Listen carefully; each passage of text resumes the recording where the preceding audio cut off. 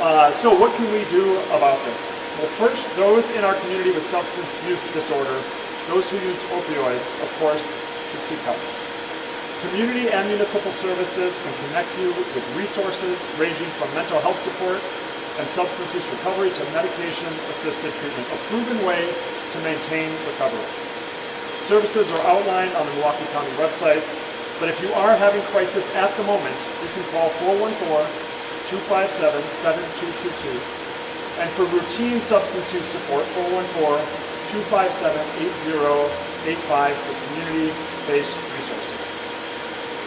Now for those using drugs, we look to harm reduction. Aside from, of course, avoiding use, that means having naloxone available, having fentanyl test strips and using them, and not using alone.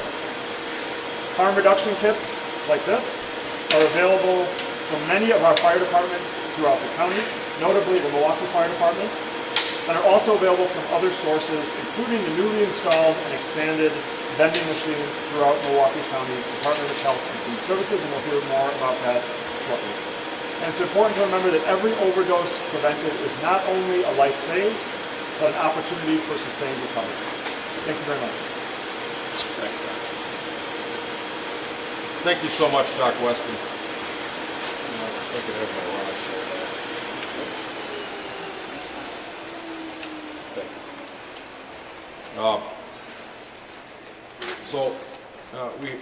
We have a lot of support here from a variety of different governmental bodies at different levels, and we've got two alders here today. The first I will introduce you is Alderwoman Jocasta Zamaripa. She is the Chair of Public Safety and Health and has leaned very, very far forward into this problem. She also covers a huge swath of the south side that is dramatically impacted by this. 8th District Alderwoman Jocasta Zamaripa, thank you. Thank you, Chief. Good afternoon. I'm Alderwoman Jocasta Zamaripa, and when the Chief called me this morning to say we had to push this information out, that we've had this record number of overdose deaths in just the span of a few days, I made sure to be here with you all. I want to thank Chief Lipsky and the Milwaukee Fire Department, Chief Norman and the Milwaukee Police Department, and Sheriff Ball and the Milwaukee County Sheriff's Department for coming together to make sure that we're getting these Hope Kits out to the community.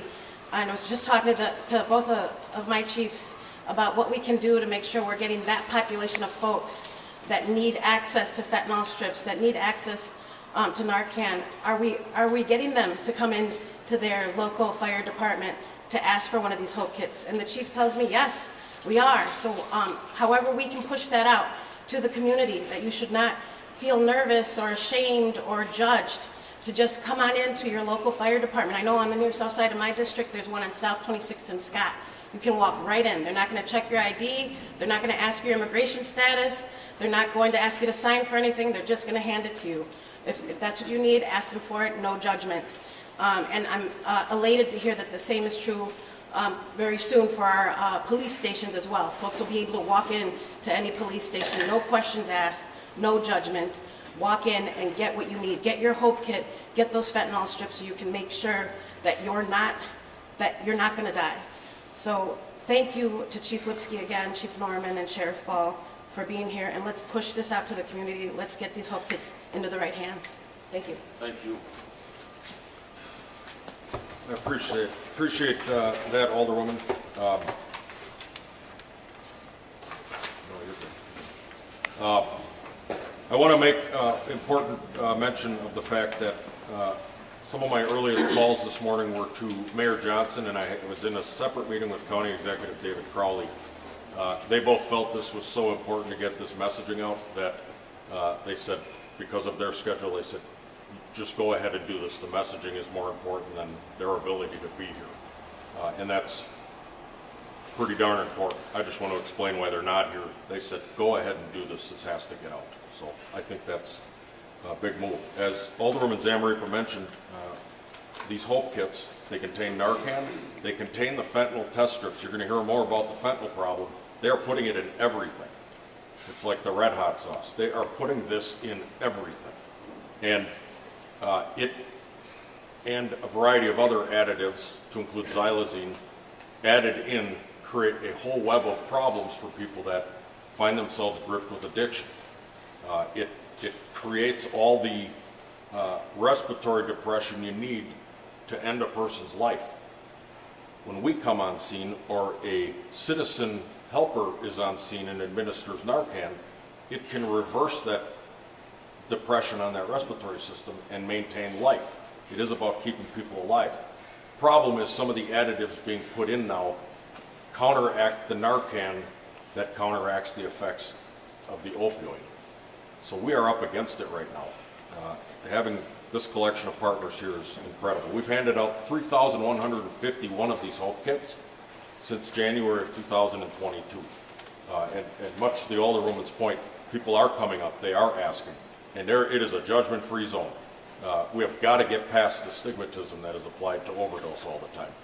This is, at its core, this is a mental health disease. This is no different than if you have heart trouble or you have diabetes or whatever, high blood pressure. This is no different than that. We've got to stop dumping on people because they are stuck in this cycle. So I'll stop preaching at you, and I'm very happy to be able to also introduce somebody who's been exceptionally supportive of everybody's efforts to counteract everything related to overdoses, and is also the chair of the City County Opioid and Heroin and Cocaine Task Force. I think I said it almost right. 10th District, Alderman Mike Murphy. Well, thank you, Chief, and thank you for organizing and putting this event together. And I want to thank my colleague, Alderman Zamaripa, for being here, along with Chief Norman, Dr. Weston, and all the representatives here from the city and county. As chair of the task force, I can tell you it's very depressing to be here today. To lose 17 human beings over just since Saturday would be considered a mass casualty event if it wasn't associated with drug addiction.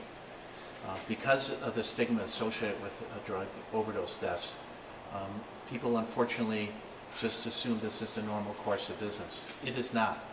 These are our brothers, our sisters, our sons, our fathers, our mothers, who are tragically, senselessly, losing their life because of this terrible scourge in our community. Last year alone, over 640 people in Milwaukee County lost their lives to overdose deaths. That's more than homicides and car accidents combined. And these are all preventable deaths. So it is critical that we come together when we see these type of incidences rise so dramatically. And we are trying to do more. Milwaukee Opiate Response Initiative through the Milwaukee Fire Department has saved countless lives. But the reality is that this tragedy continues to expand. Each and every year since we've had a task force, you think that we would plateau. But every single year for the last 15 years, we see the numbers increasing. The problem that we're obviously seeing is the use of fentanyl that is now being mass produced in Mexico and getting the precursor chemicals from China that are resulting in the cartels flooding our cities, our states, and as a result, we're seeing this huge uptick.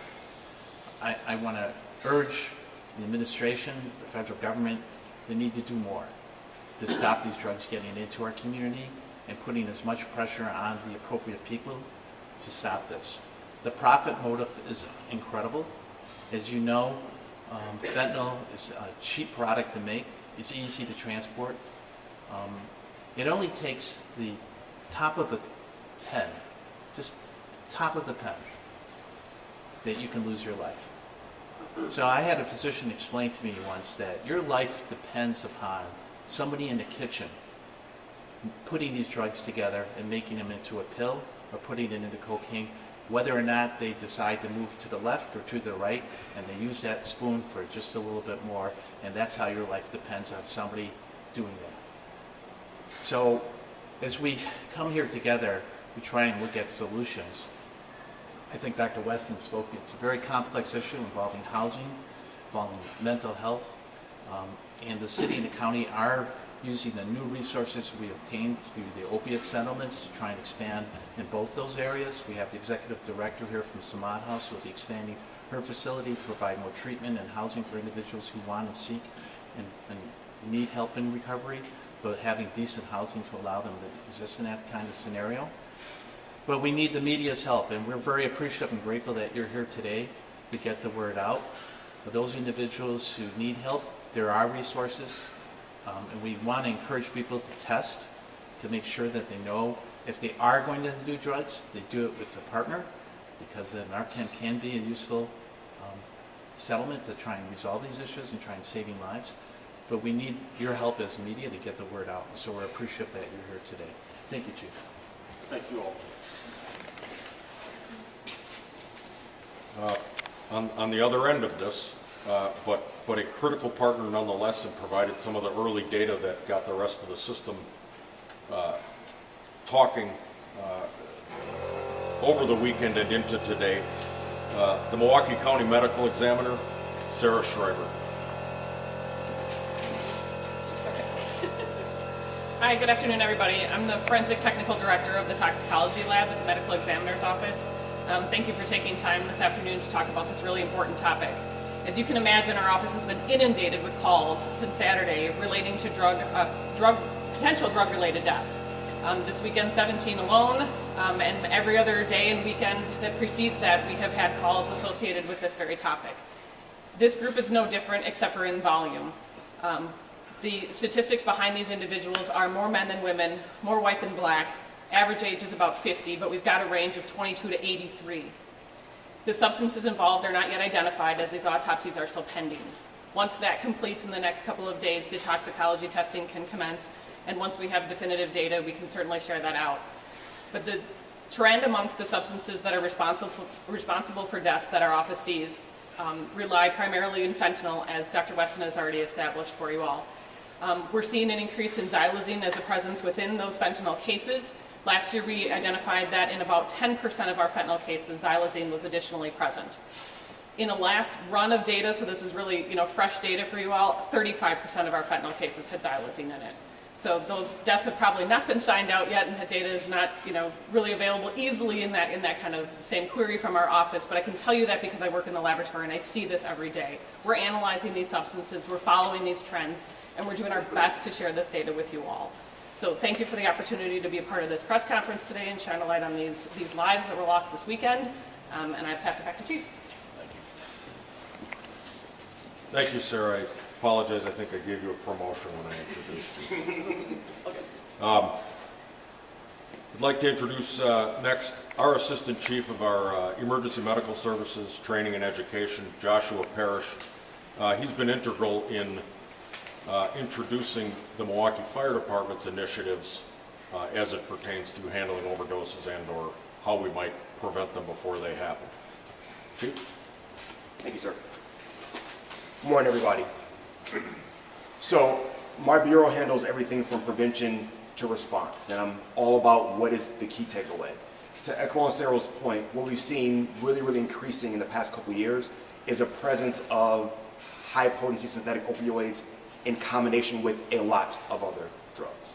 And what people will tell you when they are on that journey or that spectrum of addiction, what we're also hearing a lot of is that I didn't buy an opioid. I didn't intend to use an opioid. And we're hearing this when we are responding as EMS providers and we are actually reviving individuals. They have no idea what's in a lot of stuff that they're using. So I'm here to make a very important, very salient, very direct point. Everybody who is listening to this, everybody in this room knows someone who is on that spectrum, period. End of discussion. Everybody in this room, everybody watching this, knows someone who is literally a minute or an hour or a day away from being exposed to a high-potency opioid that they did not intend to use. It's appearing in stimulants like cocaine and methamphetamine. It's appearing in depressants. We are hearing people say this across the spectrum. This is not just a opioid addiction problem. This is a problem that's present in every drug that we are seeing and a ton of things that people are using recreationally that they've used safely for years. So what is the prevention takeaway? Be prepared to test whatever you have. End of discussion. If it's not for you, It's for a friend of yours. It's for your mother, as Sarah was indicating, or your father. It's for your brother, for your sister, for your aunts and uncles. It's for your children and their friends that are at your house, that will be there at your house this weekend, that are at your houses right now during spring break. That is why you must be prepared to test those materials. And the other key takeaway is this. If you're testing those materials, if you're using recreationally and you have an issue, call 911. We are always prepared to administer additional antidotes or support an individual's respiratory drive, which is a fancy way of saying our paramedics can breathe for you if you can't breathe for yourself. We are prepared to handle those emergencies with zero stigma, with zero strings attached to it. Let us know. Let us be the helpers that we are paid to be. And for the love of God, be prepared to protect your loved ones, your family members, the people that you know, and your neighbors. Because I guarantee you, you know somebody in your circle who is on this spectrum. Thank you. Thank you. Extremely well said. So we partner in our Maury program with a variety of different partners. Key among them are the peer supporters or the peer counselors that are here. They go out on the preventative angle to try to prevent relapse after we have encountered an overdose and successfully resuscitated them. And that's the Maury program that Alderman Murphy referenced. And another partner in that is we have to have somewhere to go with a person who has been successfully resuscitated. Ambulances have to take someone to an emergency room. We don't go to other places with ambulances. That's not just out of preference, that's law and certification. What the Maury program and what the peer counselors that our Maury paramedics and EMTs travel with, what they are able to do in that program is get somebody to a facility that can provide medically assisted treatment or counseling and therapy services so that we can get people over that hump of that craving and we can keep them alive longer and we can separate them from this monster. Community Medical Services is our key partner in the entire area. They're stationed in West Allis, and that is a place we can go 24/7 because this is happening 24/7. That's a place we can take people. So I'm proud to have Community Programs and Integration Manager Amanda De Leon here to speak about what their role in this program is. Thanks, Chief. I wish we weren't here today to talk about what we've been talking about, but in the last 3 days, our community has lost 17 people due to an overdose. This represents 17 families that are suffering. We need to bring more treatment centers to our community that is in dire need of these resources to fight this epidemic. We have the same population size as Tucson, Arizona, but yet we are working with 6 times fewer treatment centers here in the city of Milwaukee. Sorry, this just breaks my heart. With the resources that we have today, we are losing this battle. We need your support in getting these treatment centers open in every single neighborhood in multiple areas across the city and the county. Information and education, harm reduction, right? Harm reduction, that's naloxone, Narcan, that's these fentanyl test strips. Education on substance use. Therapy, right? So families are no longer suffering from this preventable disease. We refuse to accept losing another life to a preventable and treatable disease of substance use. Please, I beg you, please test all your substances and give your families the support, your families and your friends the support they need to give them access to treatment. It's what we all deserve. Thank you. Thank you so much. Here with us today, will be available for comment later, is not going to speak right now, but we're so happy to have partnership and support from the City of Milwaukee Interim Health Commissioner Tyler Weber. He'll answer questions afterwards if you have questions for him. In his place, I would like to point out that all of the governmental agencies and the official folks, we're not doing all of this alone. You see there's other folks that I've listed down below. We've got representatives from the Street Angels, Rise Drug Free MKE, they operate right across the street. I happen to be the chair. We also have Samad's house. This is right off Locust Street, 23rd? 23rd. 23rd. This is a nonprofit that rose from the ashes of this tragedy. And we are so blessed and pleased to have Ms. Tahira Malik here today, and I'd like to have her say a few words. Thank you. Thank you, Chief. My name is Tahira Malik. I'm the founder of Samad's House. This is a great tragedy. 17 people and lives lost in a matter of 3 days. What can we do? We're doing everything within our power to save lives. Samad's House is a sober living home for women. We've just expanded into opening a home for women and children who are recovering from substance misuse. Not only do we do that, we are also a harm reduction agency. We go out into the community with the Maury Project. We go out into the community with the Street Angels. We go out into the community with community medical services. We go out into the community with Vitamin Health and UMOS, because this is not a problem that we can fight alone. It takes all of us here today to fight this together. This is not a problem that started with one person. We have to band together. We have to reduce the stigma. You can pick up Narcan from both locations, 2566 and 2875 North 23rd Street. We have Narcan on hand. We don't ask questions. We have fentanyl testing strips on hand. We don't ask questions. We will educate you on how to use both. We will help you understand how to look for the signs of an overdose, because many times we miss those signs. Many times we think someone is just sleeping and they're overdosing. We can't continue to miss the signs. We are all in this together. So please, reach out. We're here. We're not going to stigmatize you. We don't want to know your specifics. We just want you to live another day. Thank you, Chief. Thank you. And I believe you were pivotal in opening up what I believe was the first Narcan vending machine.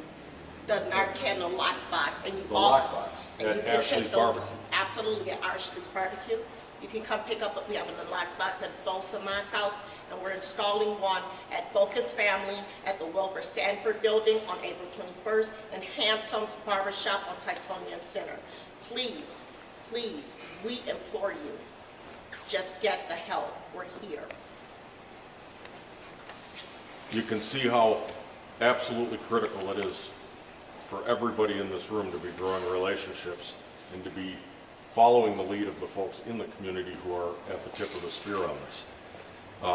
Last and certainly not least, and dedicating a ton of resources and time and energy, I'm very, very happy to have, as a member of this team here, Milwaukee County Health and Human Services Executive Director Shakita LeGrant McLean.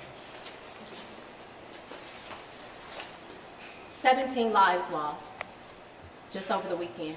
So I first have to send my condolences to the families who are impacted by those tragedies. Death from overdose is a crisis that we all are facing as a community, and we know the epidemic reaches communities in all parts of the county. It crosses all socioeconomic, demographics, all age ranges. There is no type of person that this is impacting. Milwaukee County has been on the front lines of this battle, and so by following the data that we have, we are now investing in communities with the highest need. And we are optimistic that we will make a sizable impact in addressing behavioral health across the county, and most importantly, saving lives. We are working to address the crisis with a multifaceted approach across county departments. Opioid settlement funds are allowing our Department of Health and Human Services Behavioral Health Service to expand our partnerships and evidence-based practices to invest in harm reduction and increase efforts around prevention in Milwaukee County for Milwaukee County residents.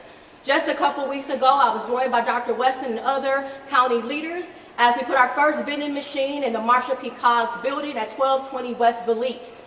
We have reached out to community partners. We've got their feedback, their input to say, how do we get these funds out into the community? We also accepted more than 20+ applications to put more vending machines in the community and community-based facilities. with trusted partners, trusted providers, people who are doing this work every single day. So not only with these harm reduction, Narcan, we have fentanyl strips, we have gun locks, we have medication lock bags be available here at the fire departments and our police departments, but also in community-based places where people are coming to receive services each and every day. When we talk about housing, that's a part of the Department of Health and Human Services. We say housing is health. We need to make sure that we keep people stable. We need to make sure that we're wrapping services around them.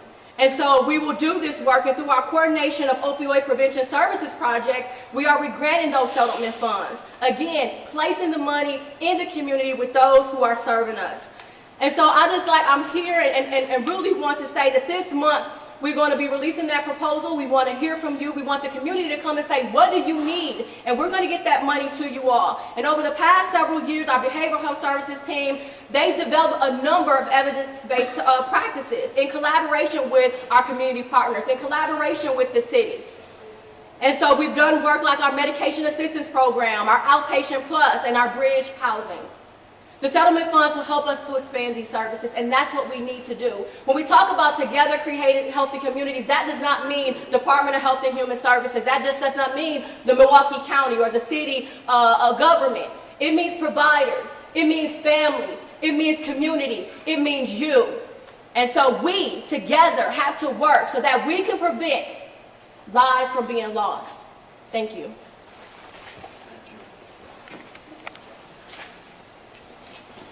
So that's the end of our formal speaking list. I am just overwhelmed at the amount of support in such a short period of time that was assembled here. I know we're dealing with a lot of death and tragedy in this city right now, and a lot of it is wildly senseless. So I appreciate that everybody recognizes this is even above and beyond what we have all just been experiencing. With that, I'll open it up for any questions. If you can just let us know who your question is directed at.